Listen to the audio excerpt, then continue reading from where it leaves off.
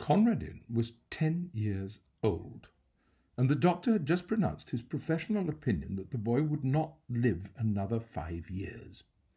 The doctor was silky and effete, and he counted for little. But his opinion was endorsed by Mrs. de Ropp, who counted for nearly everything. Mrs. de Ropp was Conradin's cousin and guardian, and in his eyes she represented those 3/5 of the world that are necessary and disagreeable and real. The other 2/5, in perpetual antagonism to the foregoing, were summed up in himself and his imagination. One of these days Conradin supposed he would succumb to the mastering pressure of wearisome necessary things such as illnesses and coddling restrictions and drawn-out dullness.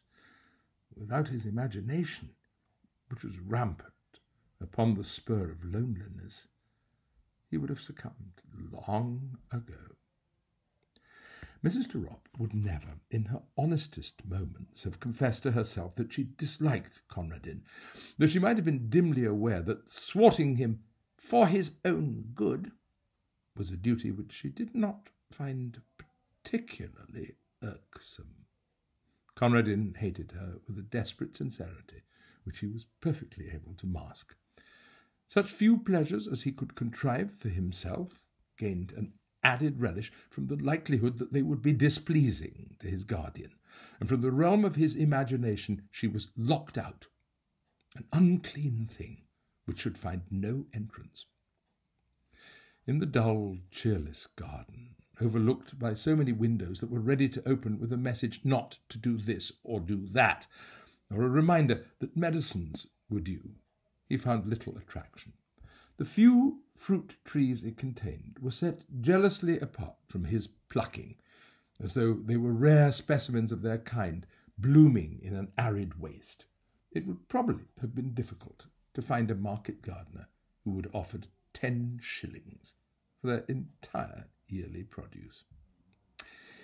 In a forgotten corner, however, almost hidden behind a dismal shrubbery, was a disused tool shed of respectable proportions, and within its walls Conradin found a haven, something that took on the varying aspects of a playroom and a cathedral. He had peopled it with a legion of familiar phantoms, evoked partly from fragments of history and partly from his own brain, but it also boasted 2 inmates of flesh and blood. In one corner lived a ragged-plumaged hooded hen, on which the boy lavished an affection that could scarcely find another outlet. Further back in the gloom stood a large hutch, divided into 2 compartments, one of which was fronted with close iron bars. This was the abode of a large polecat ferret, which a friendly butcher boy had once smuggled, cage and all, into its present quarters, in exchange for a long-secreted hoard of small silver. Conradin was dreadfully afraid of the lithe, sharp-fanged beast, but it was his most treasured possession. Its very presence in the tool-shed was a secret and fearful joy, to be kept scrupulously from the knowledge of the woman, as he privately dubbed his cousin. And one day, out of heaven knows what material, he spun the beast a wonderful name, and from that moment it grew into a god and a religion. The woman indulged in religion once a week at a church nearby, and took Conradin with her. But to him the church service was an alien rite in the house of a rimmen.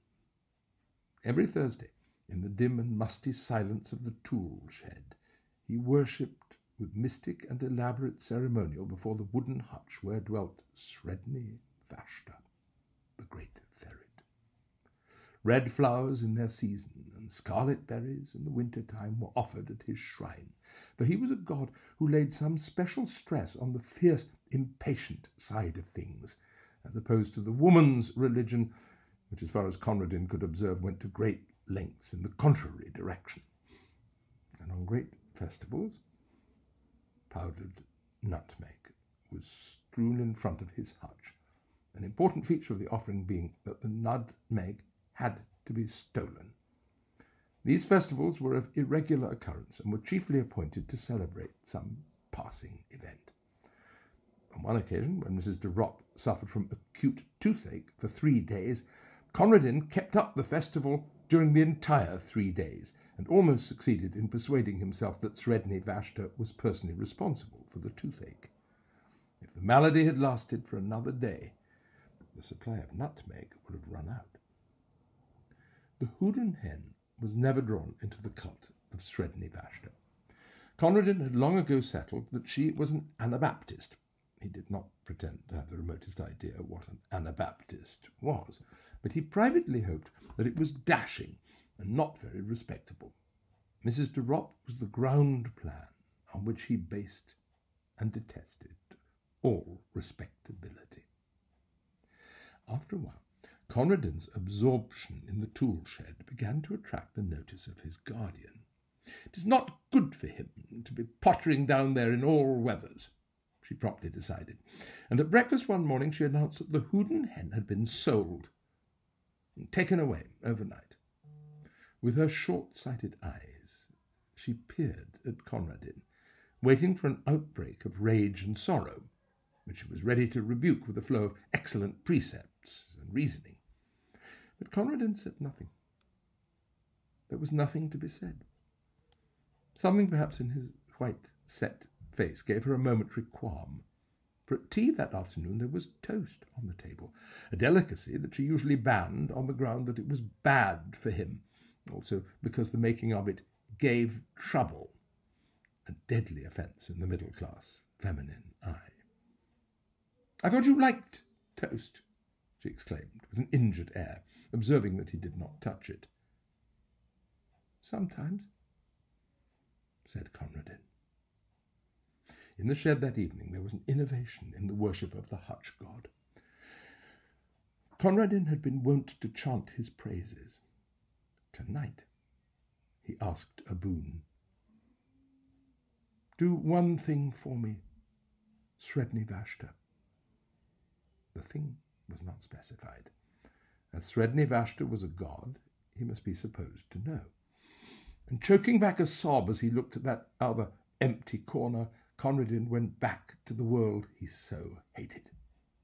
And every night, in the welcome darkness of his bedroom, and every evening in the dusk of the tool shed, Conradin's bitter litany went up. "Do one thing for me, Sredni Vashtar." Mrs. de Ropp noticed that the visits to the shed did not cease, and one day she made a further journey of inspection. "What are you keeping in that locked hutch?" she asked. "I believe it's guinea pigs. I'll have them cleared all away." Conradin shut his lips tight, but the woman ransacked his bedroom till she found the carefully hidden key, and forthwith marched down to the shed to complete her discovery. It was a cold afternoon, and Conradin had been bidden to keep to the house. From the furthest window of the dining room, the door of the shed could just be seen, beyond the corner of the shrubbery, and there Conradin stationed himself.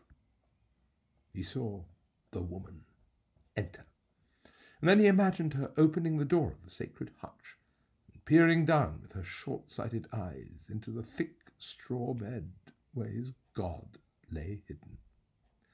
Perhaps she would prod the straw in her clumsy impatience, and Conradin fervently breathed his prayer for the last time.